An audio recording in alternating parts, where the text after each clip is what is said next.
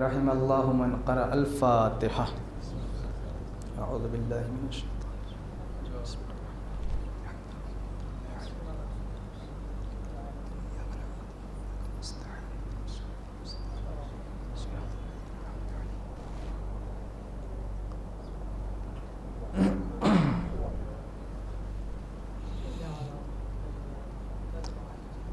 لا حول ولا قوة إلا بالله العلي العظيم۔ أعوذ بالله من الشيطان اللعين الرجيم۔ بسم الله الرحمن الرحيم۔ الحمد لله رب العالمين، والصلاة والسلام والتحية والإكرام على رسوله النبي الكريم وعلى أهل بيته الطيبين الطاهرين المعصومين الذين أذهب الله عنهم الرجس وطهرهم تطهيرا۔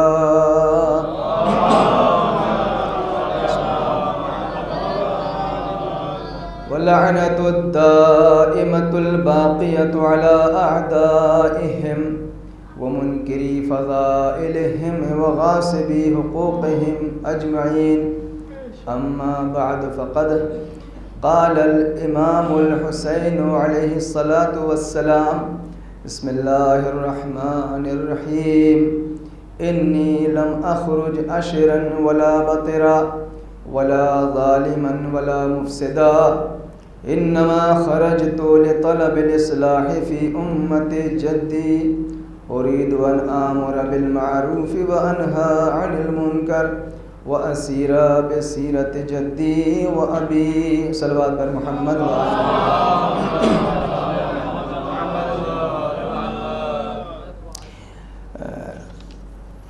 سب سے پہلے آپ حضرات سے گزارش ہے کہ 1 مرتبہ سورہ حمد اور 3 مرتبہ سورہ توحید کی تلاوت فرما کر مرحوم محمد ظہیر صاحب، مرحومہ کنیز زین العابدین صاحبہ، مرحوم سید محمد مہدی صاحب، مرحومہ سلطانہ مہدی صاحبہ، مرحوم نذیر حسین زیدی صاحب، مرحومہ کنیز کبریٰ بیگم صاحبہ اور جملہ مومنین و مومنات، ان کے ارواح کو ایصال فرما دیں۔ اعوذ باللہ من الشیطان اللعین الرجیم۔ بسم اللہ الرحمن الرحیم۔ الحمد للہ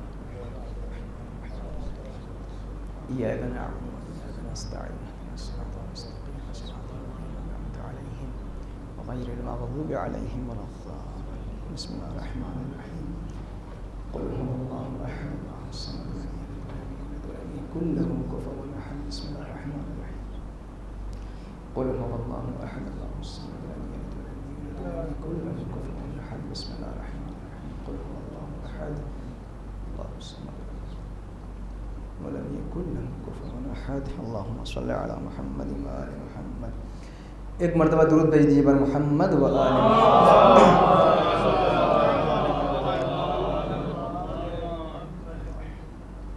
کافی عرصے کے بعد اور مدت کے بعد آپ حضرات سے روبرو ہونے کا موقع ملا ہے، اور ایک طویل مدت کے بعد ملاقات ہوئی ہے، اور یہ صدقہ ہے اسی فرش عزائے حسینی کا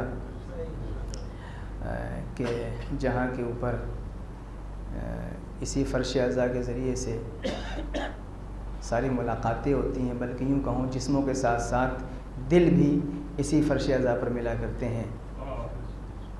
یہی فرش عزا ہے جو جسموں کو بھی جوڑتا ہے، اور جو روحوں کو بھی جوڑتا ہے، جو دلوں کو بھی جوڑتا ہے۔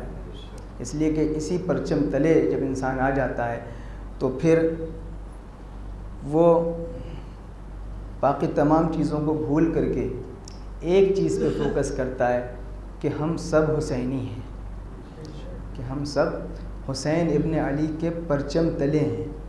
جب حسین ابن علی کے پرچم تلے آ گئے تو پھر باقی چیزوں کو انسان بھلا دیتا ہے، اور اس سورج کے نیچے آ جاتا ہے کہ جہاں کے اوپر ہدایت بھی ہے، جہاں کے اوپر روشنی بھی ہے، جہاں کے اوپر دین بھی ہے، جہاں پہ آخرت بھی ہے، جہاں پہ دنیا بھی، سب کچھ ہے۔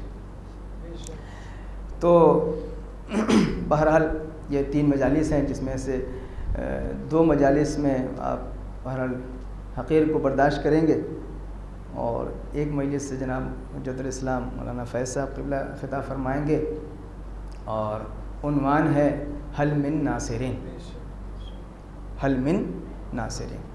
تو کوشش ہوگی کہ اس موضوع سے متعلق، اس عنوان سے متعلق کچھ گفتگو آپ حضرات کی خدمت میں پیش کی جائے، اور بالخصوص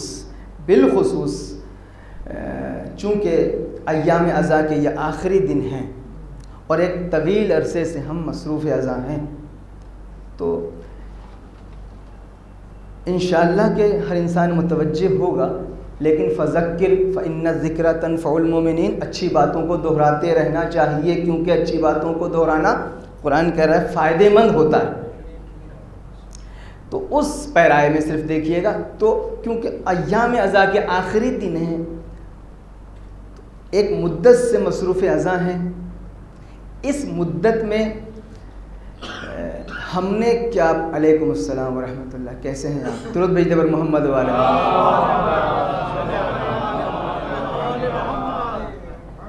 اگر بیچ میں خیال نہ بھی آیا تو آخر میں بہرحال یہ خیال آ جانا چاہیے کہ اس مدت میں ہم نے کیا سیکھا۔ ایک مدت گزر گئی، حسین کا ذکر کرتے کرتے ہمارے اندر کیا تبدیلیاں آئیں، ہمارے اندر کیا چینجنگ آئی، ہمارے اندر کیا بدلاؤ آیا۔ عزیزان گرامی، ہجرت تو آپ جانتے ہوں گے نا، ہجرت کسے کہتے ہیں؟ مائیگریشن، ایک جگہ سے دوسری جگہ جانا۔ عام طور سے جو سرکاری نوکر ہوتے ہیں یہاں آج ہیں تو مثال کے طور پر اگلی شفٹنگ ان کی کہیں اور ہو گئی، پوسٹنگ کہیں اور ہو گئی، تو اس نقل مکانی کو ہم لوگ ہجرت کہہ دیتے ہیں۔ تو ہجرت کا مطلب صرف یہی نہیں ہے کہ ایک جگہ سے انسان دوسری جگہ منتقل ہو، ایک ہجرت مکان کی ہجرت ہوتی ہے، ایک ہجرت انسان کے کردار کی ہجرت ہوتی ہے۔ مکان کی ہجرت یہ ہے کہ ایک جگہ سے دوسری جگہ منتقل ہو جائے، کردار کی ہجرت یہ ہے کہ برے کردار کو چھوڑ کر کے اچھے کردار کو انسان اپنا لے، یہ کرداری ہجرت ہے، اور جو اسی فرش عزا سے ہمیں ملتی ہے، کیونکہ یہ ایک ایسی درسگاہ ہے کہ جہاں سے انسان کو ہدایت کی روشنی ملتی ہے۔ اور اگر یہاں سے ہم نے یہ نہ سیکھا، بلکہ میں لفظوں کو بدل کے یوں کہہ دوں کہ دیکھیے، نوحہ پڑھتے ہیں، مجلس کرتے ہیں، ماتم کرتے ہیں، مرثیہ پڑھتے ہیں، ہم مجلسیں پڑھ لیتے ہیں، آپ نوحے پڑھ لیتے ہیں، وغیرہ وغیرہ، یہ سب آتا ہے ذکر حسین کے زمرے میں، یہ سب آتا ہے ذکر حسین کے زمرے میں، یہ سب ذکر حسین ہے، لیکن عزادار واقعی وہ ہے جو ذکر حسین پر فقط نہیں ٹھہرتا، بلکہ ذکر حسین سے چل کے فکر حسین تک پہنچتا ہے، جو اس ذکر کے سہارے سے کہاں پہنچتا ہے؟ فکر حسینی تک۔ تو ہمیں ذکر پر نہیں ٹھہرنا ہے، اچھی بات ہے، ذکر بہت اچھی بات ہے، بڑا ثواب ہے، بڑا ثواب ہے، بھری پڑی ہیں احادیث، بھرے پڑے ہیں فرامین، لیکن میں یہ بات ہمیشہ کہتا ہوں، اگر ہم فکر حسینی تک نہیں پہنچے تو ادھورے ہیں، مولا گلے لگائیں گے، لیکن یہ پوچھنے کا حق ہوگا مولا کو ضرور کہ ذکر تک کیوں رکے تھے؟ حل من ناصرین، ہے کوئی میرا مددگار؟ یہ کس کی آواز ہے؟ ہمارے مولا کی آواز ہے۔ کب؟ کربلا کے میدان میں روز عاشور۔ مولا آپ مدد کے لیے پکار رہے تھے سن 61 ہجری میں، ہم تو نہیں تھے۔ زیارت فارسہ میں پڑھتے ہیں، اے کاش، یا لیتنی کنت معکم فافوز معکم، اے کاش ہم بھی آپ کے ساتھ ہوتے تو اپنی جان قربان کر دیتے، کامیاب ہو جاتے۔ یہ ہے نا تصور؟ مولا ہم کیا کریں؟ ہم تو سن 61 ہجری میں نہیں ہیں، ہم 2024 میں ہیں، 2025 میں ہیں، ہم کیا کریں؟ کہ یاد رکھو، نصرت کے لیے سن 61 ہجری میں ہونا ضروری نہیں ہے۔ میری مدد کے لیے یہ ضروری نہیں کہ سن 61 ہجری میں مولا پھر کیا کریں گے؟ یاد رکھو، یہ تم سوچ رہے ہو کہ میں نے جو آواز نصرت بلند کی تھی، میں نے جو مدد مانگی تھی، اپنی جان بچانے کے لیے مانگی تھی؟ نہیں، اپنی جان بچانے کے لیے نہیں، اپنا مشن بچانے کے لیے میں نے مدد مانگی تھی۔ اور یاد رکھو، جب تک جس زمانے میں بھی جو بھی میرے مشن کو آگے بڑھاتا جائے گا، اس کو میں وہی ثواب دلواؤں گا جو حبیب ابن مظاہر کا ثواب ہے۔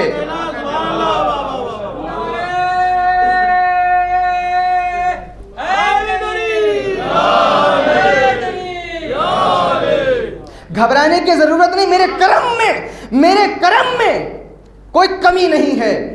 بس شرط اس بات کی ہے کہ جیسے کربلا میں وہ 71 میرے ساتھ اپنی تمام تر خواہشات نفسانی کو کچل کے میرے ساتھ جڑ گئے، ویسے ہی اپنی خواہشات نفسانی کو کچل کے میرے مشن کو آگے بڑھا دینا۔ میرا مشن کیا تھا عزیزان گرامی؟ یہ جو میں نے آپ کی خدمت میں عرض کیا، مولا کے فقرے، یہ وہ وصیت نامہ ہے جو میرے مولا نے محمد حنفیہ کے نام لکھا۔ یہاں سے میں اپنی گفتگو کو شروع کر رہا ہوں۔ آپ دیکھیں کیسے ہم حسین کی مدد کریں۔ ہم سب یہ تمنا ہے نا کہ مولا کی نصرت، آج بھی سنتے حل من ناصرین تو آنکھوں میں آنسو آ جاتے ہیں۔ مولا کہتے ہیں کہ گھبرانے کی ضرورت نہیں ہے، قیامت تک کے لیے دروازے کھول رہا ہوں، قیامت تک کے لیے اس نصرت کے دروازے کھلے ہوئے ہیں۔ تو مولا کیسے ہم آپ کی مدد کریں؟ کہ دیکھو، جب کچھ سمجھ میں نہ آئے تو وصیت نامہ پڑھ لینا، جب کچھ سمجھ میں نہ آئے تو وصیت نامہ پڑھ لینا۔ شروع میں 2-3 جملے میں نے نہیں پڑھے۔ ایک بات اس میں یہ ہے کہ سب سے پہلے میرے مولا نے ایمان کی گواہی دی ہے۔ ان الحسین یشہد، حسین گواہی دیتا ہے اس بات کی کہ اللہ ایک ہے۔ حسین گواہی دیتا ہے اس بات کی کہ نبی محمد اس کے رسول ہیں۔ یہ 2 گواہیاں دینے کے بعد یہاں سے شروع ہوتی ہے گفتگو کہ یاد رکھو میں انی لم اخرج اشرن ولا بطرا، میں نہ اشرن نکل رہا ہوں نہ بطرن نکل رہا ہوں۔ یہ کیا ہے اشرن اور کیا ہے بطرن؟ اشرن یعنی میں تکبر اور اکڑ اور گھمنڈ کے لیے نہیں نکل رہا ہوں۔ انی لم اخرج اشرن ولا بطرن، اور نہ میں خود پسندی کے لیے نکل رہا ہوں۔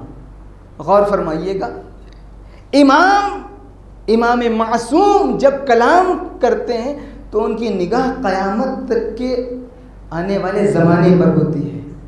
انہیں معلوم ہے کون سا لفظ استعمال کرنا ہے، کیا بولنا ہے، وہاں تک دیکھتے ہوئے بولتے ہیں۔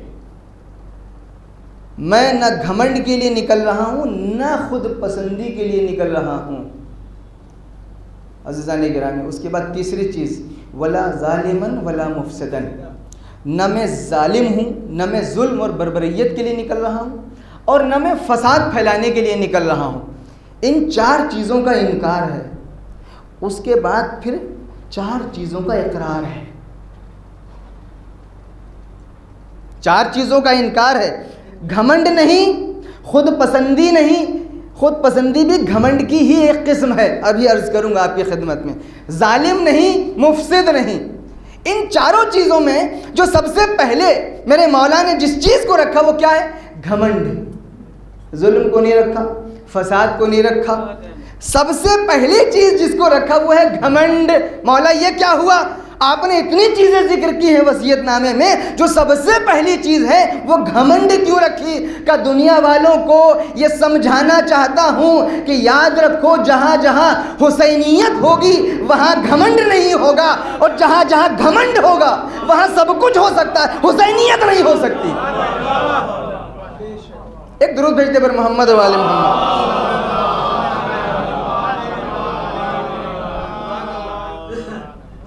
وہاں سب کچھ ہو سکتا ہے مگر حسینیت نہیں ہو سکتی۔ عزیزان گرامی، اب آپ غور فرمائیں کہ پہلی ہی چیز میرے مولا نے گھمنڈ کو رکھی۔ یہ ایک ایسی چیز ہے کہ سب کچھ ستیہ ناش کر دیتی ہے انسان، سب کچھ جو کچھ کرایا سب پہ پانی. جی ایسی چیز ہے گھمنڈ، تکبر، ایگو، انانیت. اس سے انسان کو بہت ہوشیار رہنا چاہیے. اگر اتنی اہم بات نہ ہوتی تو سب سے پہلے مولا اس کا نام نہ لیتے.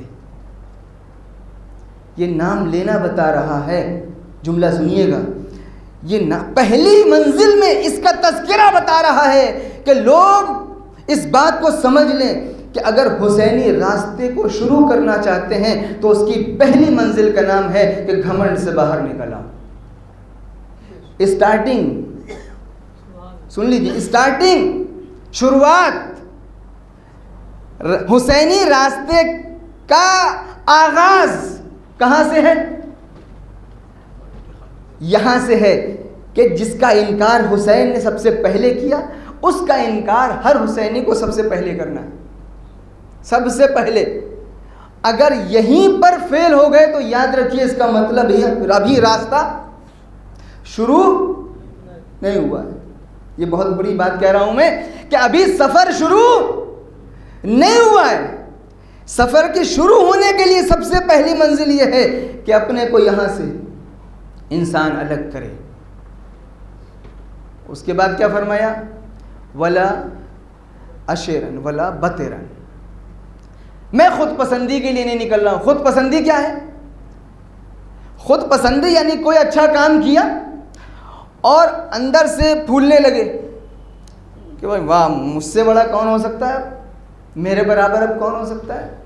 اندر سے پھولے نہیں سما رہے ہیں کہ بھائی میں اتنا بڑا، اتنی اچھی نیکی، اتنا بڑا عبادت گزار، اتنا بڑا مثال کے شب عابد شب زندہ دار، نماز شب میں پڑھتا ہوں، اتنے لمبے لمبے سجدے میں کرتا ہوں، فلاں کام میں کرتا ہوں، فلاں کام میں کرتا ہوں، فلاں کام نہیں. عزیزان گرامی، جہاں خود پسندی آئی وہاں انسان کی نیا ڈوبی.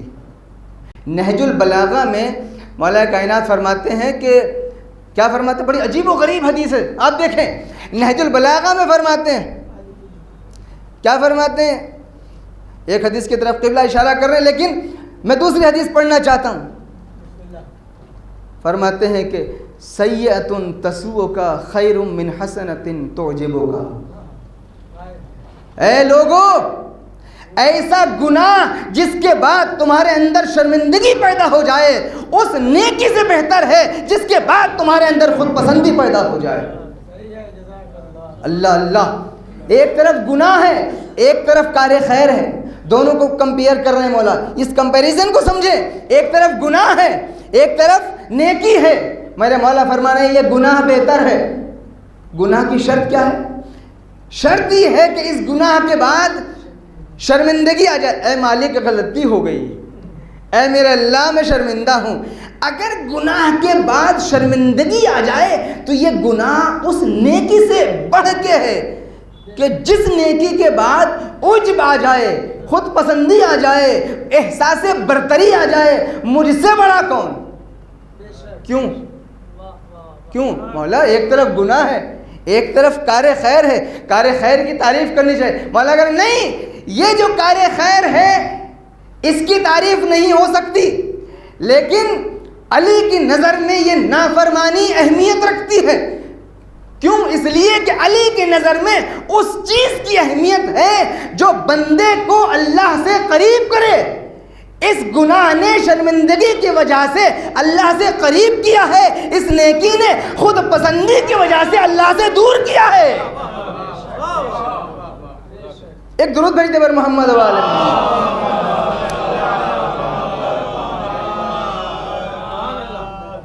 عزیزان گرامی، انی لم اخرج عاشرا ولا بطرا.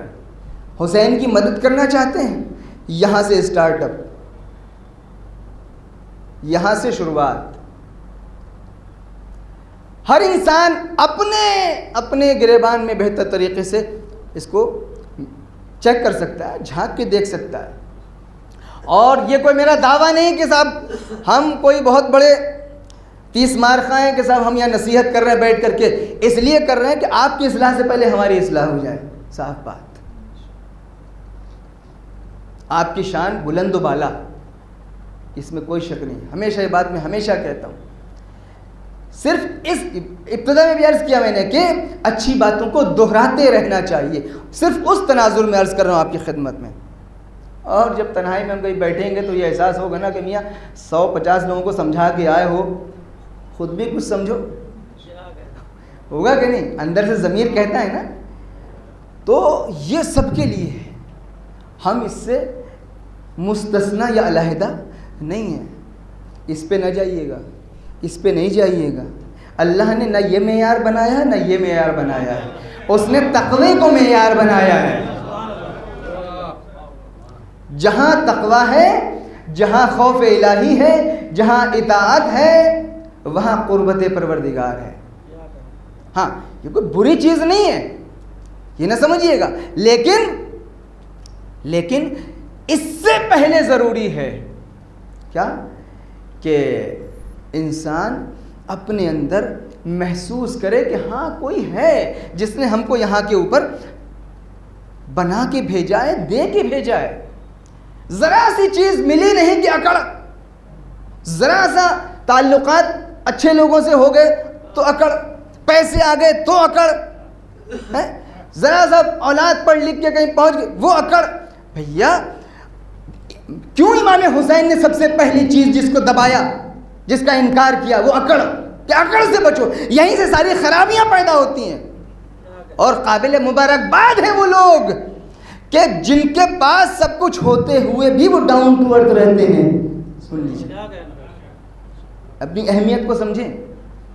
ڈاؤن ٹو ارتھ, منکسر المزاج, متواضع, اپنے رب کے سامنے اور اللہ کی مخلوق کے سامنے جھک کے رہتے ہیں. ان کو پتہ ہے کہ جو کچھ ہے یہ ہمارے قوت بازو سے نہیں بلکہ کسی غیر کا عطیہ ہے کہ جو اس نے اہل بیت کے صدقے میں نوازا ہے. اگر آپ کے پاس علم ہے, عقل ہے, شہرت, کچھ بھی ہے تو شکرانے کو فراموش نہ کریے, اللہ کے شکر کو فراموش نہ کریں. عزیزان گرامی, ذرا سی بازوؤں میں طاقت آتی ہے تو ہم بھول جاتے ہیں کہ ہم کیا ہیں. 18, 20, 22, 25, 30, 35 کے ہوئے تو اب اپنے ماں باپ کو پہچاننے سے انکار کر دیتے ہیں. پہچاننے سے انکار کا مطلب ان کے سامنے اکڑنے لگتے ہیں. یہ کہاں کی بات ہے؟ یہ اکڑ اور تکبر ہر بیماری کی جڑ, ہر بیماری کی جڑ. کہیں نہیں پہنچے گا انسان اگر یہاں سے رہے. امام حسین نے سب سے پہلی چیز جس کو ٹھکرایا, جس کا انکار کیا, انی لم اخرج اشرا ولا بطرا, میں تکبر کے لیے نہیں. یاد رکھو, اگر حسینی راستے پر چلنا چاہتے ہو تو اکڑ کو اپنے سے علیحدہ کرو. حسین نے اپنے کو اکڑ اور تکبر سے علیحدہ کر کے بتایا کہ یاد رکھو ہمارا کوئی تعلق اکڑ سے نہیں ہے. حسین جانتے ہیں کہ جب میں خروج اور قیام کروں گا تو دنیا آئے گی, قیامت تک لوگ آتے رہیں گے. کوئی کہے گا 2 شہزادوں کی جنگ ہے, کوئی کہے گا حکومت حاصل کرنے کے لیے نکلے. میں نے کہا نا, جب امام بولتا ہے تو قیامت تک آنے والے زمانے کو دیکھتے ہوئے بولتا ہے. مولا سمجھ رہے ہیں کہ آتے آتے زمانے میں نہ جانے کتنی فکروں کے لوگ پیدا ہوں گے, میرے قیام کے اوپر اعتراض کیا جائے گا. اس وصیت نامے کو پڑھتے جانا, میرے قیام کی پکچر کلیئر ہوتی چلی جائے گی. یاد رکھیے, انی لم اخرج اشرا ولا بطرا. آئیے قبل آگے علیہ زبردست درود بھیجیے بر محمد و آل محمد. آجائیں آگے, آگے جگہ ہے. اللہم صلی علی محمد و آل محمد. سب سے پہلی چیز تو حسین کی نصرت اگر کرنی ہے تو ان چاروں چیزوں کا انکار, اور پھر جو 4 چیزیں ہیں اس کا اقرار. دیکھیے نہ جانے کتنی بہرحال وقت میں گنجائش ہے آج اور کل, جو بہرحال جتنا ممکن ہو سکے آپ کی خدمت میں ان چیزوں کی تھوڑی سی وضاحت کرنے کی کوشش کروں گا. 4 چیزوں کا انکار. پہلے تکبر, پھر خود پسندی, پھر ظلم, پھر فساد. پھر اس کے بعد کیا فرمایا, کم سے کم ترجمہ کر دوں, آپ لوگ سب جانتے ہیں ترجمہ لیکن تبرکن. اس کے بعد فرمایا ان 4 چیزوں کے بعد کیا کہا, انما خرجت لطلب الاصلاح, نکلا کس لیے ہوں, اصلاح کے لیے. نمبر 1 اصلاح, لطلب الاصلاح فی امت جدی. اس کے بعد اُرِيدُ أَنْ آمُرَ بِالْمَعْرُوفِ، نمبر 2 امر بالمعروف، وَأَنْهَى عَنِ الْمُنْكَرِ، نمبر 3 برائیوں سے روکنے کے لیے نکلا ہوں، نمبر 4 وَأَسِيرَ بِسِيرَةِ جَدِّي وَأَبِي، سیرت محمدی اور سیرت علوی کو زندہ کرنے کے لیے نکلا ہوں۔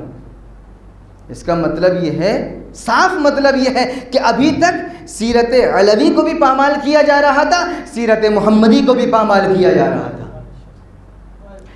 یہ 4 چیزیں، پہلے انکار ہے پھر اقرار ہے، پہلے انکار ہے پھر اقرار ہے۔ ہماری جانیں قربان ہو جائے، پہلے اقرار فرما دیتے پھر ان 4 چیزوں کا انکار کر لیتے، کچھ بگڑ جاتا۔ لیکن کلام معصوم کسی مصلحت سے خالی نہیں ہوتا ہے۔ مولا سمجھانا چاہتے ہیں حق کے اوپر چلنے سے پہلے باطل کا انکار ضروری ہے، حق کے اوپر چلنے سے پہلے، اچھی باتوں پر عمل کرنے سے پہلے بری باتوں کا انکار ضروری ہے۔ پھر میں ایک مثال دیتا ہوں، ایک جملے میں کہہ دوں کہ اگر ظرف میلا ہے، ظرف گندا ہے، برتن صاف نہیں ہے، تو اس کے اندر آپ دودھ اگر ڈالیں گے تو کیا دودھ پہلے تو بڑا صاف اور شفاف ہے، لیکن جیسے ہی گندے برتن میں، میلے برتن میں آیا وہ خود بھی کثیف ہو جائے گا۔ اس لیے ضروری ہے پہلے برتن کو صاف کیا جائے، پھر اس میں اچھی چیز ڈالی جائے۔ اسی وجہ سے میرے مولا نے پہلے باطل اور غلط باتوں کا انکار کر کے بتایا کہ یاد رکھو، اچھائیوں کی طرف جانے سے پہلے یہ دیکھ لینا برائیوں سے کتنا دور ہوئے ہو۔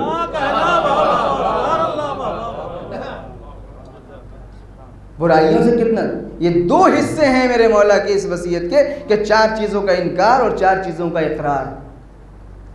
پہلے انکار، باطل کا انکار۔ بہت سے لوگ کہتے ہیں کہ ہم تو نیوٹرل ہیں، ہم سب کے ساتھ ہیں۔ جی نہیں، حسینی مزاج یہ نہیں ہے۔ حسینی مزاج یہ ہے کہ جو غلط ہے اس کو غلط کہو، جو صحیح ہے اس کے پیچھے چلو، یہ بھی خوش وہ بھی خوش، ایسے کام نہیں چلے۔ یہ حسینیت کا مزاج ہے کہ باطل کے سامنے ڈٹ کے کھڑے ہونا ہے، یہ نہیں۔ بہرحال ان 4 چیزوں کی وضاحت اور پھر ان 4 چیزوں کی وضاحت کوشش کروں گا جلدی 2 مجلسوں میں کچھ باتیں آپ کی خدمت میں پہنچ جائیں۔ عزیزان گرامی، یہی امام حسین کی نصرت ہے۔ یہ جو مولا نے فرمایا نا، حل من ناصرین، ہے کوئی میری مدد کرنے والا؟ کہیں نہ جائیے، صرف یہ 8 چیزیں۔ بھائی یہ مولا کی وصیت ہے نا۔ اچھا، وصیت میں ہم لوگ کیا کرتے ہیں؟ جب ہم کو مرنے لگتے ہیں تو کیا دنیا بھر کی باتیں وصیت میں لکھتے ہیں؟ اہم باتیں لکھتے ہیں نا، اہم باتیں، ضروری، بلکہ جو سب سے ضروری ہوتی ہے وہ سب سے پہلے کہی جاتی ہے۔ تو جب ہمارا یہ اصول ہے کہ وصیت میں اہم بات کو بیان کیا جاتا ہے، تو جب امام معصوم کوئی وصیت کرے گا تو اس کا مطلب یہ ہے کہ جو امام گفتگو کر رہے ہیں اس سے اہم کوئی بات ہے نہیں۔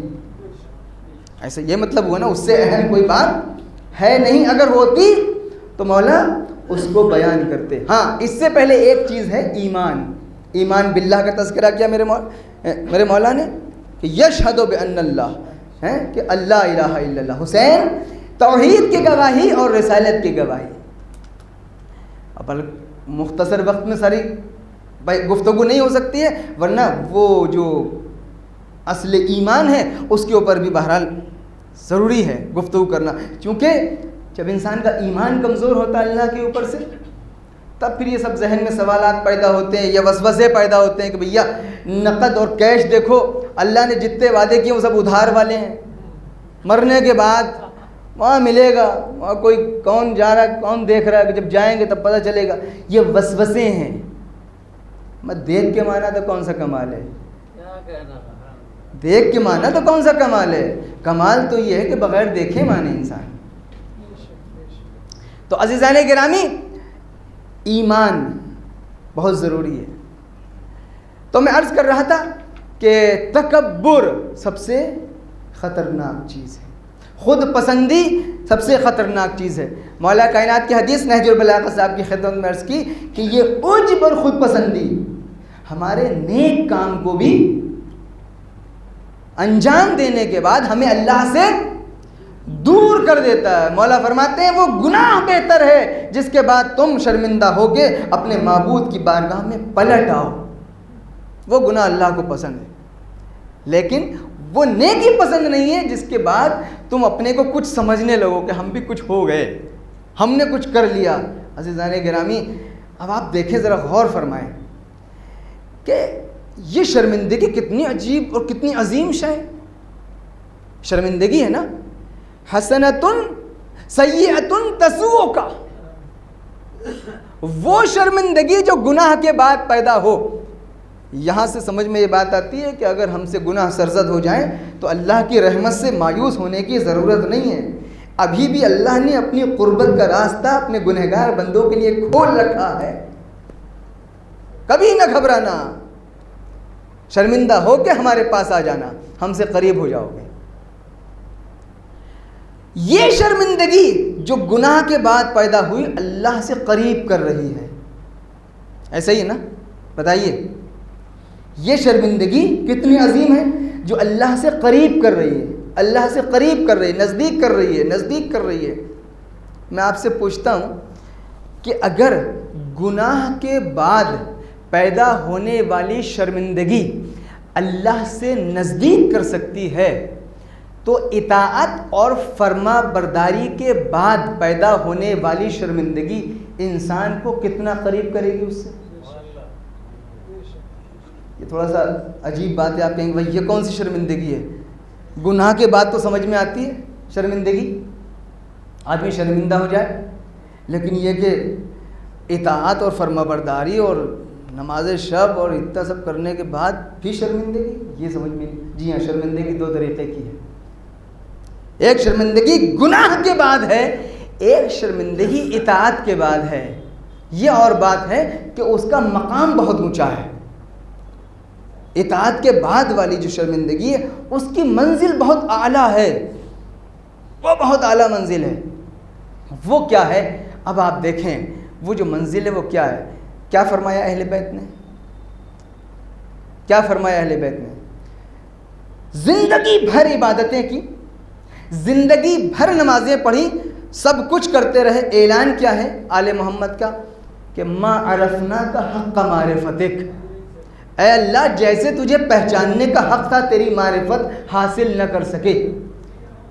وما عبدناک حق عبادتک، معبود جیسی تیری عبادت کا حق تھا ویسی عبادت نہ کر سکے۔ یہ کون کہہ رہا ہے؟ ہم نہیں کہہ رہے ہیں، اہل بیت اطہار، اہل بیت اطہار۔ ذرا سا نیک کام کر کے ہم جو اکڑنے لگتے ہیں، خود پسندی کا شکار ہوتے ہیں۔ اہل بیت کی تعلیم یہ ہے کہ بارگاہ الہی میں چاہے جتنا کر لو لیکن کبھی اکڑ کے نہ پہنچنا، سر کو جھکا کے یہ اعلان کرنا، معبود جتنا ہمارے بس میں تھا ہم نے کیا، تیری بارگاہ کے لائق ہے یا نہیں یہ ہمیں نہیں معلوم۔ توجہ چاہتا ہوں، تیری بارگاہ کے لائق ہے یا نہیں یہ ہمیں نہیں معلوم۔ تو عزیز، دنیا میں دو قسم کے لوگ ہوتے ہیں، بلکہ ان کو تین قسم کے۔ ہم کچھ کام کرتے ہیں، مثال کے طور پر 100 روپیہ کہیں دیا، تو پہلی قسم یہ ہوتی ہے کہ جتنا دیا ہے اس سے زیادہ شہرت ہو۔ کچھ لوگ ایسے ہوتے ہیں، جتنا دیا ہے اس سے زیادہ شہرت ہو۔ دوسری قسم وہ ہے جتنا دیا ہے کم سے کم اتنی ہو، جتنا دیا ہے کم سے کم اتنا ہونا چاہیے۔ تیسری قسم وہ ہے کہ جتنا دیا ہے اتنی بھی نہ ہو، لاکھوں کروڑوں بھی دے دیا، آگے بندے خدا ہی لکھا جائے گا، رسید بندے خدا کے نام کی کٹے گی۔ یہ تین کیٹیگری ہیں، ایک وہ کہ جتنا دیا جتنا کیا اس سے زیادہ کی تمنا، دوسرا وہ کہ زیادہ تو نہیں لیکن جتنا کیا اتنے کی تمنا، تیسرا وہ کہ چاہے جتنا کیا ہو کوئی تمنا نہیں۔ یہ جو تیسری منزل ہے، اہل بیت اس منزل کی طرف اشارہ کرنا چاہتے ہیں کہ یاد رکھو ہماری شان یہ ہے کہ زندگی بھر اس کے سامنے سر جھکائے رہے، لیکن اعلان یہی ہے کہ حق معرفت ادا نہ ہو سکا، اعلان یہی ہے کہ حق عبادت ادا نہ ہو سکا۔ عزیزان گرامی، گناہ کے بعد شرمندگی اور ہوتی ہے، اطاعت کے بعد شرمندگی اور ہوتی ہے۔ تو میں ایک جملہ کہنا چاہتا ہوں کہ جب گناہ کے بعد کی شرمندگی انسان کو اللہ سے قریب کر دیتی ہے تو اطاعتوں کے بعد انسان کو اللہ سے کتنا قریب کرے گی. ایک درود بھیجتے پر محمد و آل محمد.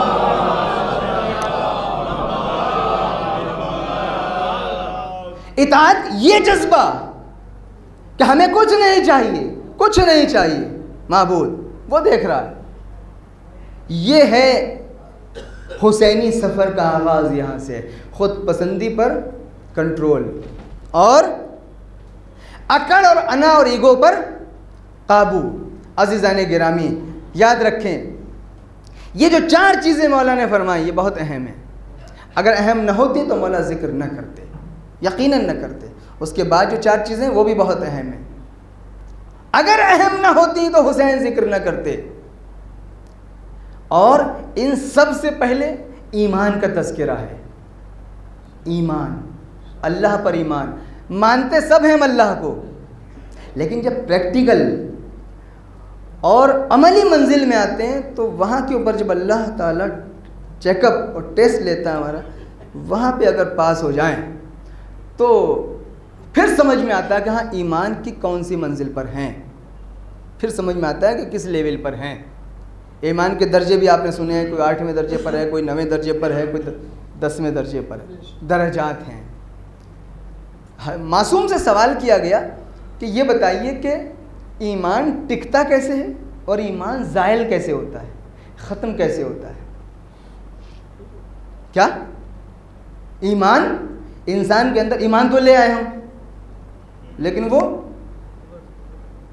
زائل بھی ہو سکتا ہے، ختم بھی ہو سکتا ہے. ہم کہتے رہے ہم مومن ہیں، ہم مومن ہیں، ہم مومن ہیں، ہم مومن ہیں، لیکن ٹکے کیسے اور کون سی چیز ایسی ہے جو اس کو زائل کر دیتی. تو مولا نے فرمایا کہ دیکھو ثبات الایمان، ایمان کا ٹکاؤ جو ہے وہ ہے الورع، گناہوں سے پرہیز کے اوپر. پھر پوچھا وما زوالہ، یہ زائل کیسے ہو جاتا ہے، کون سی چیز ہے جو اسے ختم کر دیتی ہے.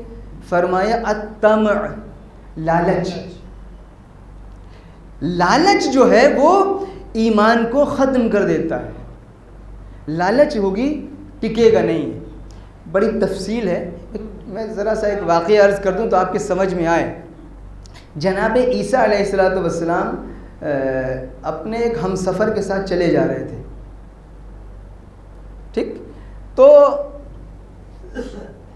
ایک جگہ پہ پہنچے. وہاں پہنچنے کے بعد دونوں لوگوں نے دسترخوان کھولا، کھانا وانا، بھوک لگی، کھانے لگے. 3 روٹیاں تھیں، 3.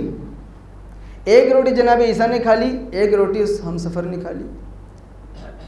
جناب عیسیٰ تھوڑا ہاتھ پاؤں دھونے کے لیے ادھر ادھر ہوئے کسی کام سے، اس نے وہ تیسری روٹی جلدی سے کھا لی. جناب عیسیٰ واپس آئے، کہا بھائی وہ تیسری روٹی ایک اور تھی وہ کہاں ہے؟ تو اس نے کہا یا نبی اللہ روٹی تو 2 ہی تھیں، ایک آپ نے کھا لی، ایک میں نے کھا لی، تیسری روٹی کہاں ہے؟ کہا بھائی 3 تھی. کہنے 3 نہیں 2 تھیں. ایک روٹی کے لالچ میں نبی خدا کے جھٹلا رہا ہے. کہا اچھا 2 تھیں، کوئی بات نہیں. تھوڑا آگے بڑھے، ایک ہرن چلا رہا تھا. ہرن کو قریب بلایا، ذبح کیا. ذبح کرنے کے بعد بھونا، دونوں نے مزے سے کھایا کہ تم بھی کہو ہم بھی کھاتے ہیں. اس کے بعد کھانے کے بعد جب وہ ہڈیاں جو پڑی تھی، اشارہ کیا کہ قم باذن اللہ. جناب عیسیٰ نے کہا کہ اللہ کے حکم سے زندہ ہو جا. وہ ہرن زندہ ہوا، دوڑتا ہوا بھاگتا ہوا جنگل میں چلا گیا. اب یہ دیکھ رہا کب کہ یہ کہ ابھی تو کھایا تھا، ابھی تو اس کو تو کاٹا تھا، ابھی تو ذبح کیا. کہا کہ یا نبی اللہ یہ تو بڑا عجیب معجزہ آپ نے دکھایا. کہا ہاں دیکھ لو، ہم ایسے ہی معجزے دکھاتے ہیں، اور تمہیں قسم ہے اس معجزے کی، یہ بتاؤ کہ وہ تیسری روٹی کہاں ہے؟ وہ تیسری روٹی کہاں ہے؟ کس نے کھائی؟ کہا یا نبی اللہ روٹی تو 2 ہی تھی، ایک آپ نے کھائی، ایک میں نے کھائی، تیسری کا تھی نہیں. دیکھ رہے معجزہ دیکھ رہے ہیں نبی کے ہاتھوں پر. جب انسان کے دل میں حب دنیا کی لالچ ہوتی ہے تو نبی کا معجزہ بھی اسے سدھار نہیں سکتا، نبی کی صحبت بھی اسے درست نہیں کر سکتی. کہا 2 ہی روٹیاں تھیں، تیسری نہیں. کہا اچھا اور آگے بڑھے، دریا آیا، جناب عیسیٰ نے دریا پہ چلنا شروع کیا، کہا تم بھی میرا ہاتھ پکڑ لو، چلو، ہاتھ پکڑا، چلنے لگا، پانی پہ ڈوبا نہیں، دریا پار کر لیا۔ ادھر پہنچے تو بڑا تعجب میں کہ یا نبی اللہ ہم ڈوبے نہیں، کہاں یہ بھی دوسرا معجزہ ہے۔ اللہ کے نبی معجزہ دکھاتے جا رہے ہیں اس کو۔ یہ سب کیا ہے؟ سدھرنے کے چانسز ہوتے ہیں انسان کے کہ اب سدھر جائے، اب سدھر جائے۔ کہا دیکھو تم نے ہرن دیکھا؟ ہاں۔ کہا دیکھو پانی پہ چلے؟ کہا جی۔ کہا معجزہ ہے؟ کہا ہاں ہے۔ کہا دیکھو اس دوسرے معجزے کی بھی تمہیں قسم دیتا ہوں، یہ بتا دو کہ تیسری روٹی کہاں ہے؟ کہا اے اللہ کے نبی روٹی تو دو ہی تھیں۔ لالچ دیکھ رہے ہیں آپ کیا، کہاں ہے انسان کا ایمان، کتنا کمزور ہے۔ ایک روٹی کی وجہ سے نبی خدا کا ساتھ بھی فائدہ نہیں پہنچا رہا ہے، فائدہ نہیں پہنچا رہا ہے۔ کہا ایسا ہے ھذا فراق بینی و بینک، تمہارا راستہ الگ ہمارا الگ، ہاں تم نہیں سدھرو گے۔ کیا دیکھا؟ تھوڑی دور آگے بڑھے تو 3 اینٹیں سونے کی ملی، ٹھیک ہے۔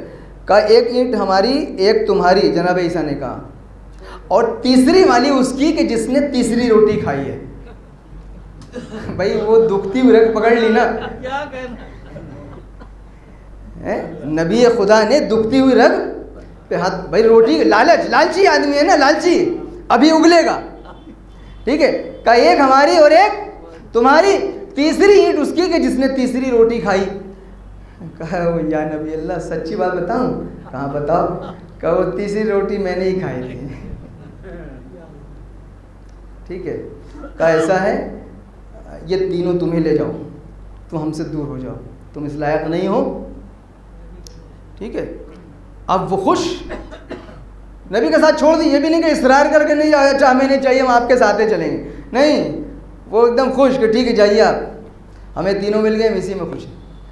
اور تینوں اینٹ لے کر کے وہ مزے سے بیٹھا ہوا ہے۔ تو اب آپ دیکھیں تینوں اینٹ پہ قبضہ ہے، جناب عیسیٰ چلے گئے، 2 لوگ ادھر سے اور گزرے، انہوں نے دیکھا کہ صاحب یہ 3 اینٹیں ایک آدمی کے پاس، تو انہوں نے کہا بھائی تم اکیلے ہو، 3 اینٹیں تمہارے پاس ہیں، تو اس سے چھیننے کی کوشش کی، تھوڑا لڑائی جھگڑا سا ہوا، تو انہوں نے کہا ایسا کرتے چلو بھائی تینوں لوگ آپس میں ایک ایک بانٹ لیتے ہیں۔ تینوں نے آپس میں بانٹ لیے ایک ایک اینٹ۔ پھر اس کے بعد سفر شروع کیا، بھوک لگی، ایک آدمی کو بھیجا کہ تم کھانا لے کر کے آؤ، ٹھیک ہے، اور 2 لوگ ہم اس کی حفاظت کر رہے ہیں۔ لالچ، لالچ۔ اب آپ دیکھیں ایک آدمی کھانا لینے کے لیے گیا، جب کھانا لے کے وہاں سے آ رہا تھا تو خیال آیا کہ بلا وجہ یہ 3 اینٹیں اچھے خاصی جو ہیں میرے حصے میں آ سکتی ہیں، کوئی ایسی یوجنا بناؤں کہ یہ تینوں میری ہو جائیں۔ اس نے کھانے میں زہر ملایا کہ وہاں پہنچوں گا تو انہیں کھانا دے دوں، یہ کھانا کھائیں گے مر جائیں گے، تینوں اینٹ لے کے میں چل دوں گا۔ ادھر ان دونوں نے یوجنا بنائی کہ بلا وجہ اس آدمی کو ہم ایک اینٹ کیوں دیں جو کھانا لینے گیا، جیسی آئے اس کو مار ڈالیں گے اور 1.5 اینٹ آپس میں بانٹ لیں گے۔ یہی ہوا، وہ کھانا لے کر کے آیا، جیسے ہی وہ آیا ان دونوں نے حملہ کر دیا، ختم کر دیا۔ اب کب بیٹھ کے اطمینان سے سکون سے کھانا نہ کھائیں گے آپ، تو انہوں نے آرام سے دسترخوان لگا کے کھانا کھایا۔ جیسے ہی کھانا کھایا تو تھوڑی دیر میں دونوں نپٹ گئے، دونوں، اور تیسرا تو پہلے، ٹھیک ہے، تو تینوں ہی نپٹ گئے۔ بیچ میں 3 اینٹیں پڑی ہیں، دنیا بیچ میں ہے، اور اس کے چاروں طرف 3 لاشیں ہیں کہ جو دنیا کے لالچی تھے۔ دنیا کے لالچ نے زندگیاں تو چھین لی لیکن دنیا ملی کسی کو نہیں۔ اسی لیے میرے مولا نے نہج البلاغہ میں ارشاد فرمایا کہ یاد رکھو، یاد رکھو، دنیا سے مخاطب ہو کے بھی کہا نا، دنیا سے بھی، کہ غر غیری، علی کے علاوہ جا کے کسی اور کو دھوکہ دو، علی تمہارے بہکاوے میں نہیں آنے والا۔ دوسری جگہ فرمایا کہ دنیا ظل زائل، ختم ہو جانے والا سایہ ہے۔ سایہ کی خاصیت کیا ہے؟ آپ دھوپ میں کھڑے ہو جائیں، سایہ پڑ رہا ہے، آپ سائے کو پکڑنا شروع کریں، اپنا پکڑ میں نہیں آئے گا، ایک قدم آگے بڑھائیں گے سایہ ایک قدم اور آگے بڑھ جائے گا، دو قدم بڑھائیں گے اور آگے بڑھ جائے گا، تیسرا قدم بڑھائیں گے اور آگے بڑھ جائے گا، آپ دوڑنا شروع کریں گے وہ اور تیز دوڑنا شروع کرے گا، آپ جتنا تیز رفتار سے دوڑیں گے آپ پیچھے رہیں گے، سایہ آگے آگے رہے گا، لیکن جب آپ تھک گئے، ہار گئے، خستہ ہو گئے، اب آپ پلٹے، جیسے آپ نے رخ موڑا اور پلٹنا شروع کیا تو ابھی تک سایہ آگے آگے تھا، آپ پیچھے پیچھے تھے، جیسے آپ مڑے آپ آگے آگے ہیں، سایہ آپ کے پیچھے پیچھے ہے۔ ہماری جانیں قربان ہو جائیں مولا کے اوپر، فرمایا دنیا سائے کے طریقے سے ہے، اگر پیچھے دوڑو گے تو کبھی ہاتھ نہیں آئے گی، ٹھکرا کے منہ موڑو گے تم آگے آگے ہوگے، دنیا تمہارے پیچھے پیچھے ہوگی۔ ایک درود بھیجتے پر محمد والے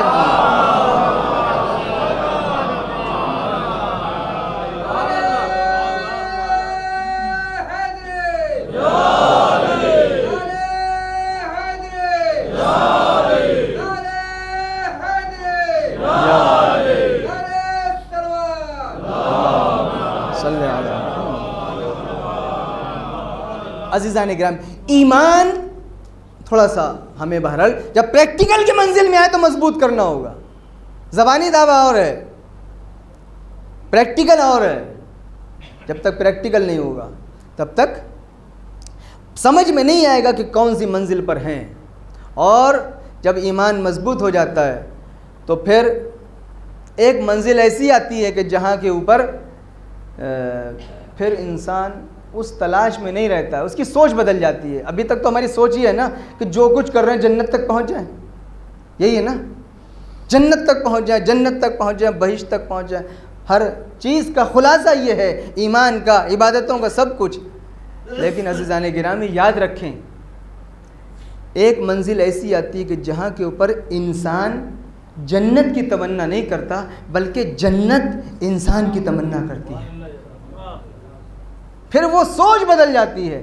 اور وہ سوچ کیا ہے؟ وہ وہی ہے جو میرے مولا نے فرمایا کہ اے مالک، میں نے تیری عبادت نہ جنت کے شوق میں کی ہے نہ جہنم کے خوف میں کی ہے، بلکہ تجھے لائق عبادت پایا ہے تو تیرے آگے سر جھکایا ہے۔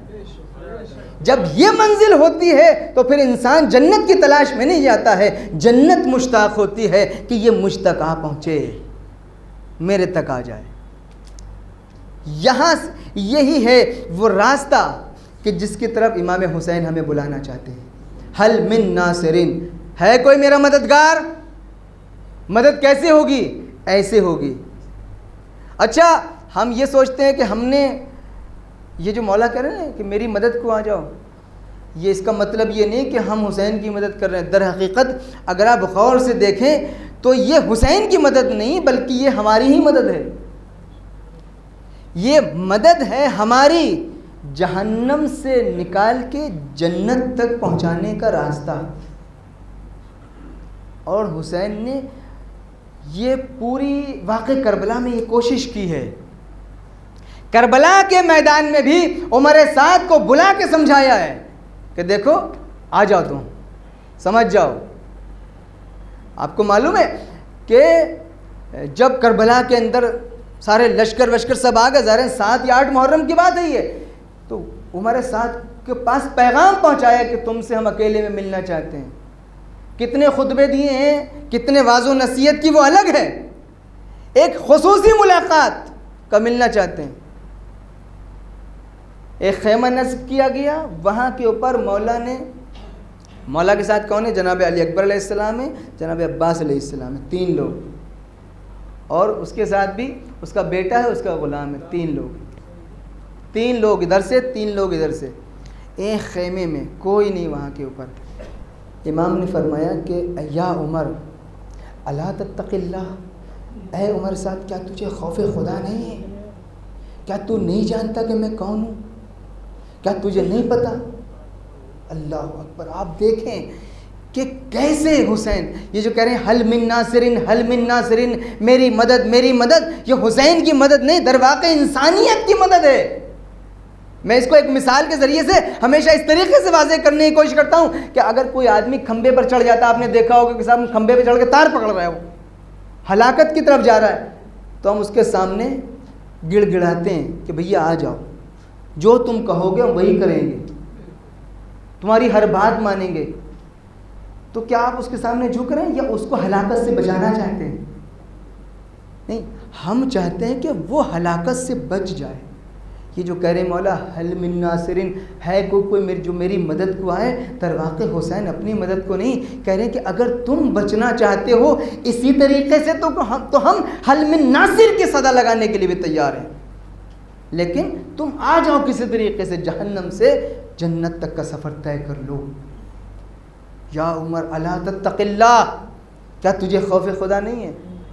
کیا کہا اس نے؟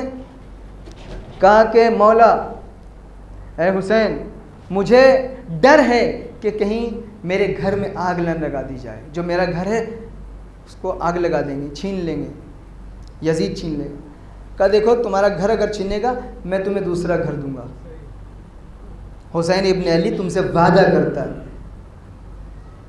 کہا میرے جو باغات ہیں وہ چھین لیے جائیں گے. کہا حجاز میں اس سے اچھا باغ میں تجھے دوں گا، میرے پاس باغات بہت ہیں. ایک باغ تھا جو مولا کے پاس تھا. آپ نے سنا ہے نا مولا کائنات بھی جو ہے ہر پیڑ کے نیچے 2 رکعت نماز ادا فرمایا کرتے تھے. بڑا عظیم الشان باغ تھا. کہا وہ دے دوں گا تجھے باغوں کی فکر ہے. کیسے مولا کھینچ کے لانا چاہتے ہیں، کسی طریقے سے آ جائے ہدایت تک، کسی طریقے سے آ جائے جنت تک، کس طرح نکل آئے اس دنیا طلبی سے، کس طرح نکل آئے اس لالچ سے، کسی طرح نکل آئے یہاں سے. کہا کہ اچھا میرے بیوی بچوں کا کیا ہوگا؟ کہا حسین ضمانت لیتا ہے تیرے بیوی بچوں کو بھی کوئی کچھ نہیں کہے گا. کہا مار ڈالیں گا، کوئی نہیں مارے گا. 3 چیزوں کی ضمانت لے لی حسین نے، گھر بھی دوں گا، باغ بھی دوں گا، تیرے اہل خانہ کی حفاظت بھی کروں گا. اللہ اللہ. لیکن اس نے کیا کہا؟ کہا حسین مجھے تو رائے کی حکومت چاہیے، مجھے رائے کی حکومت چاہیے، ہے نا. محبت دنیا. کہا میں کون ہوں؟ کہا حسین. کہا کس کا نواسا ہوں؟ کہا محمد کا نواسے ہو. کہا ہم کبھی جھوٹ بول سکتے ہیں؟ کہا نہیں آپ سچے ہیں. کہا ہم سچے ہیں نا. تو حسین تمہیں یہ خبر دے رہا ہے کہ رے کی حکومت تو بڑی بات، تم گندم بھی نہیں پا پاؤ گے، ایک گندم میں رے تک نہیں پہنچ پاؤ گے. اور یہی ہوا. لیکن جب انسان کے دل میں دنیا کی محبت گھر کر جاتی ہے، اللہ کے اوپر سے ایمان اٹھ جاتا ہے، اسے کچھ دکھائی نہیں دیتا، اسے کچھ سجھائی نہیں دیتا. عزیزان گرامی دعا کرنی چاہیے کہ مالک ہمارے دل سے ایمان کی روشنی سلب نہ ہو. یاد رکھیں جب بھی کوئی نصیحت آپ سنیں، کہیں پر بھی کوئی بھی موعظہ، کوئی بھی واعظ، کوئی نصیحت، کوئی اچھی بات، تو اس پر عمل کرنے کی کوشش کریں. یہ کہہ کے نہ ڈالیں کہ بھیا یہ تو ہم سنتے آئے ہیں، ارے یہ پہلے خود تو عمل کر لیں. ٹھیک ہے کہنے والے کو عمل کرنا چاہیے، لیکن امام محمد باقر علیہ السلام فرماتے ہیں صلی علی محمد وعلی محمد کہ خذ الحکمہ، حکمت کی بات کو لے لو، وَإِن لَمْ يَعْمَلْ بِهَا، چاہے کہنے والا اس پہ عمل نہ بھی کرتا ہو. اچھی بات اگر کہیں سے ملے، اس کا مطلب یہ نہیں ہے، اس کا مطلب یہ نہیں کہ جو کہہ رہا ہے اس پہ عمل نہ کرے، نہیں، بالکل عمل کرے، لیکن اس کو بہانہ بنا کے آپ ترک نہ کریں. اچھی بات جہاں سے ملے، اگر واعظ و نصیحت و اچھی بات پر عمل کرنے کی عادت نہ پڑی، اس کو لینے کی عادت نہ پڑی، تو کبھی کبھی ایسی منزل بھی آ سکتی ہے کہ امام وقت بھی سمجھائے تو انسان سمجھنے کو تیار نہیں ہوتا. امام حسین سمجھاتے رہ گئے لیکن سمجھ میں نہیں آیا. عزیزان گرامی اگر ہم چاہتے ہیں حسینی مشن اور حسینی نصرت پر عمل کرنا تو یہ 4 چیزیں، بس وقت کافی ہو گیا. عزیزان گرامی کل عرض کروں گا ان 4 چیزوں سے ہمیں بچنا ہے: تکبر، خود پسندی، ظلم، فساد. اور ان 4 چیزوں کو اپنانا ہے. اصلاح، معاشرے میں اگر بڑھتی ہوئی برائیوں کو دیکھیں، غلط کام کو دیکھیں تو اس کی اصلاح کی کوشش کریں، لیکن اس کے طریقے ہیں، اس کے طریقے ہیں. وہ طریقہ اپنایا جائے کہ اصلاح کے بجائے بگاڑ نہ پیدا ہو جائے، مزید اصلاح کے بجائے بگاڑ نہ پیدا ہو جائے. اس لیے کہ کبھی کبھی کچھ طریقے ایسے ہوتے ہیں کہ اصلاح کے بجائے فساد زیادہ پھیل جاتا ہے. تو اس راستے کو نہیں اپنانا ہے کہ جس سے فساد پھیلے، بلکہ وہ راستہ کہ جس سے فساد ختم ہو۔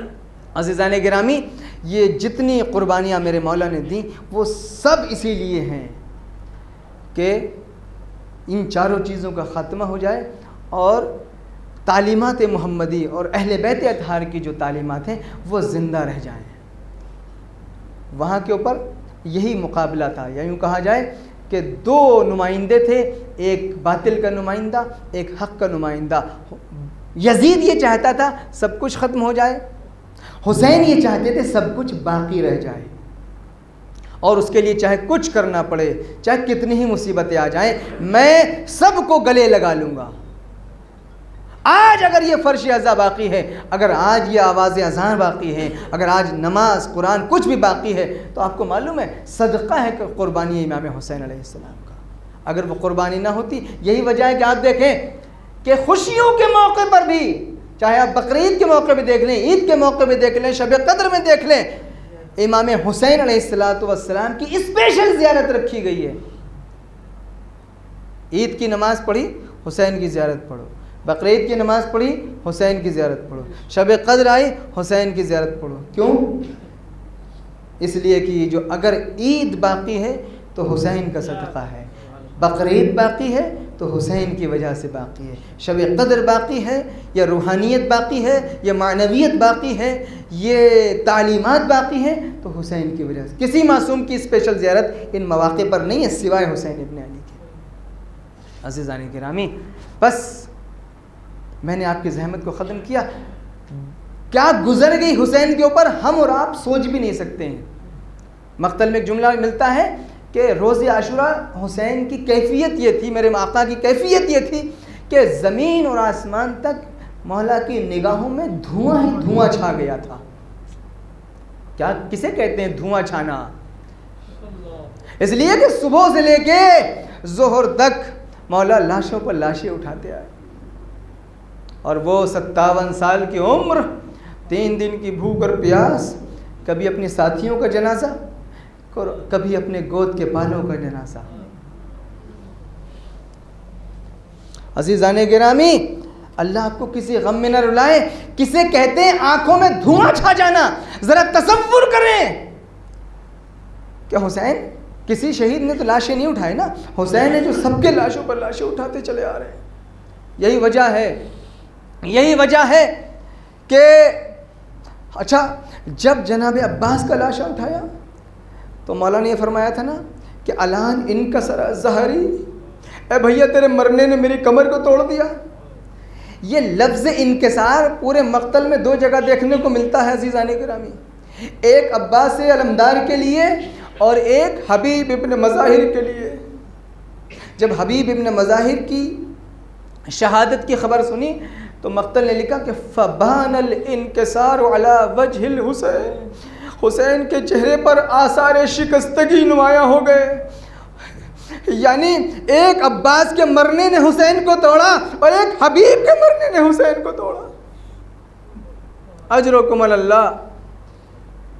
میں عرض کروں گا آقا، آپ بہت تھکے ہیں، آپ بہت پیاسے بھی ہیں، لیکن مولا ایک جملہ کہنا چاہتا ہوں، شہادت کے بعد آپ کی پیاس تو ختم ہو گئی، لیکن آپ کی لاڈلی سکینہ کی پیاس کب ختم ہوئی کسی کو خبر نہیں۔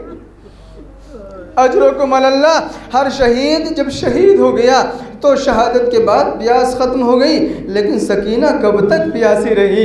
اے حسین کی بچی کب تک پیاسی رہی؟ اس لیے کہ کبھی ہمیں دیکھنے کو ملتا ہے کہ سید سجاد فرماتے ہیں کہ اے شہزادی، اے پھوپھی اماں، آپ بیٹھ کے نماز کیوں ادا فرماتی ہیں؟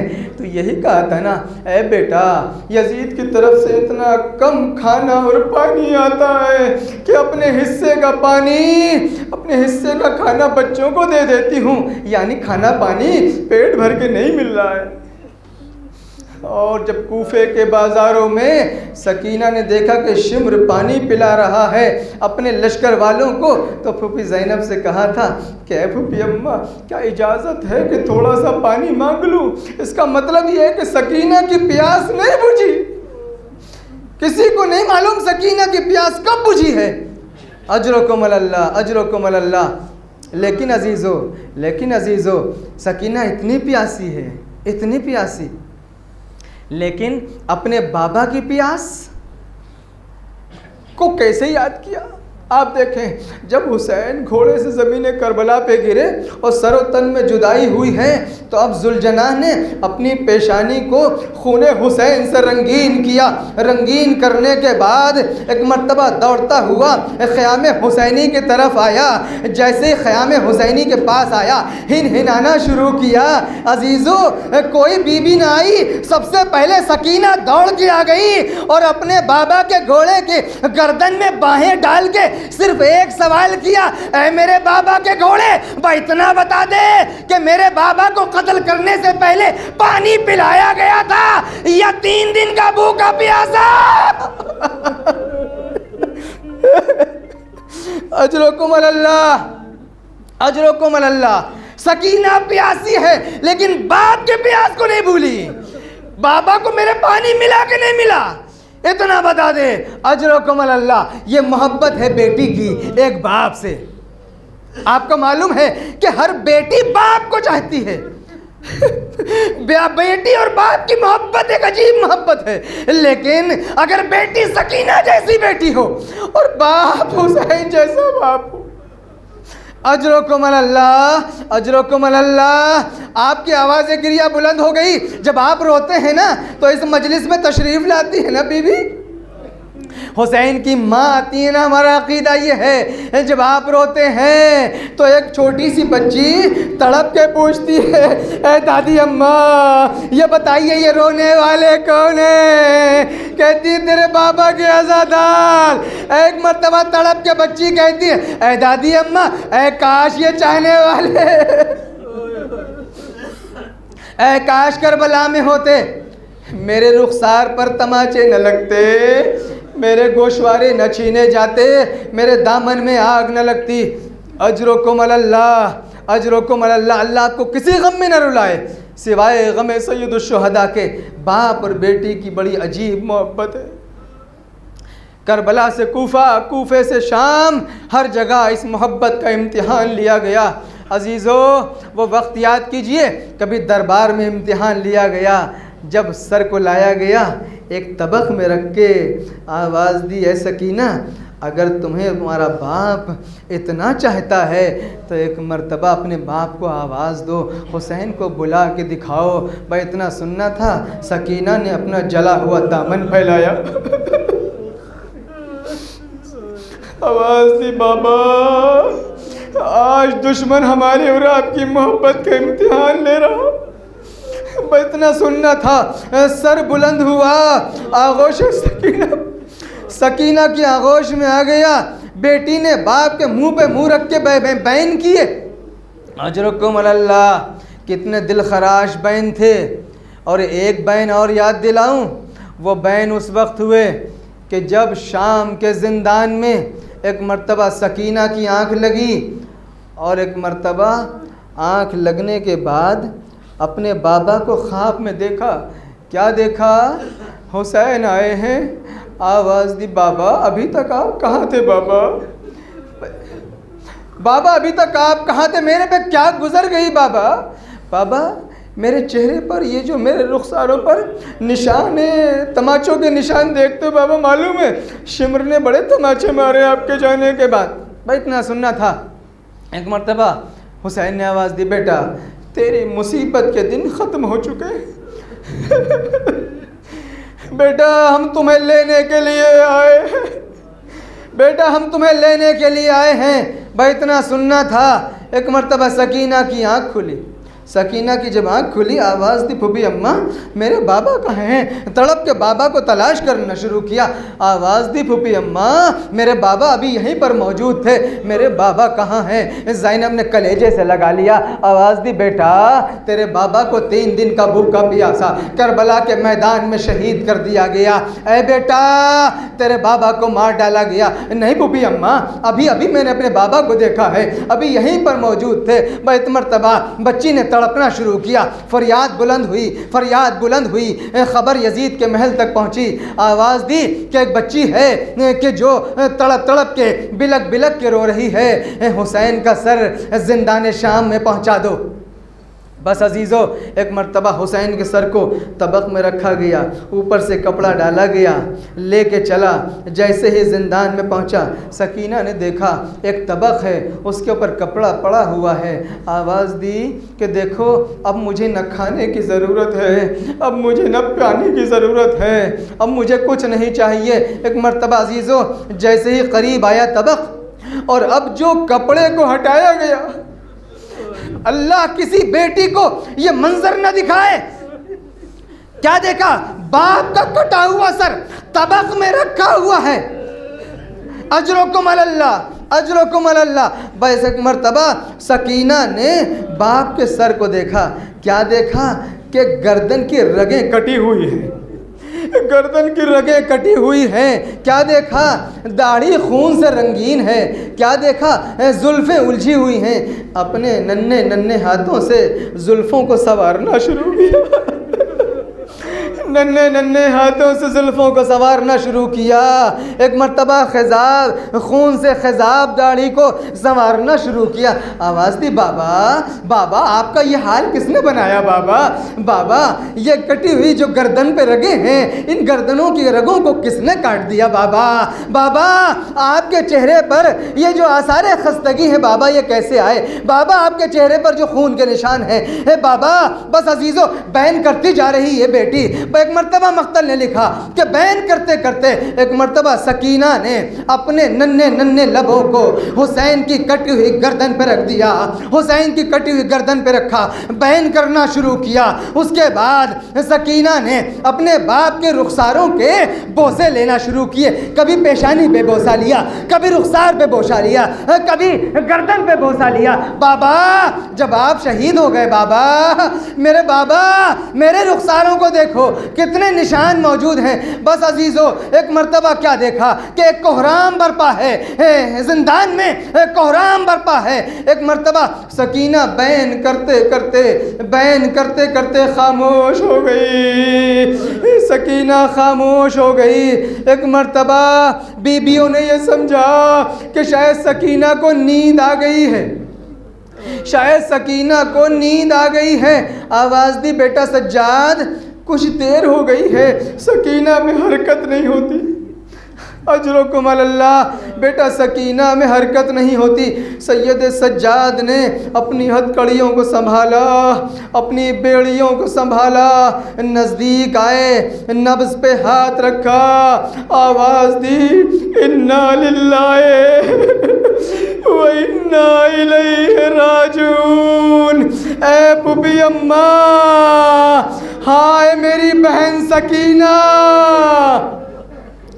ہائے میری بہن سکینہ نہ رہی۔ بس عزیزو، ایک ننھی سی قبر کھودی گئی، اسی پھٹے ہوئے کرتے میں، اسی جلے ہوئے کرتے میں سید سجاد نے سکینہ کو دفن کر دیا۔ بس عزیزو، جب قید شام سے رہائی ملی تو رباب نے یہی مرثیہ پڑھا تھا نا کہ ہائے میری دو امانتیں تھی، ایک امانت کربلا میں رہ گئی، ایک امانت زندان میں رہ گئی، ہائے میں مدینے جا کے کیا کروں گی؟ اے بیٹی سکینہ مجھے معاف کر دینا، اے بیٹا علی اصغر اپنی ماں کو معاف کر دینا۔ انا للہ و انا الیہ راجعون۔ رضا بقضائہ و تسلیما لامرہ، سیعلم الذین ظلموا ای منقلب ینقلبون۔ بار الہ تجھے محمد و آل محمد کا واسطہ ہماری اس عبادت کو قبول فرما، پالنے والے ہم سب کو سچا حسینی بننے کی توفیق عطا فرما، پالنے والے ہم سب کو اپنی خواہشات نفس پر قابو حاصل کرنے کی توفیق عطا فرما، پالنے والے تجھے محمد و آل محمد کا واسطہ ہم سب کو امام زمانہ کی اطاعت کرنے کی توفیق عطا فرما، پالنے والے اپنی اطاعت سے قریب اور معصیت سے دور رہنے کی توفیق عطا فرما، پالنے والے ہم سب کو ہم سب کو اہل بیت کی تعلیمات پر عمل کرنے کی توفیق عطا فرما۔ پالنے والے عالم اسلام میں پوری دنیا میں جہاں پر بھی ظلم ہو رہا ہے، پالنے والے ظالموں کو نیست و نابود اور مظلومین کی حمایت فرما۔ پالنے والے امام زمانہ کے ظہور میں تعجیل فرما اور ہم سب کو ان کے ناصروں میں شمار فرما برحمتک یا ارحم الراحمین۔ ماتم حسین۔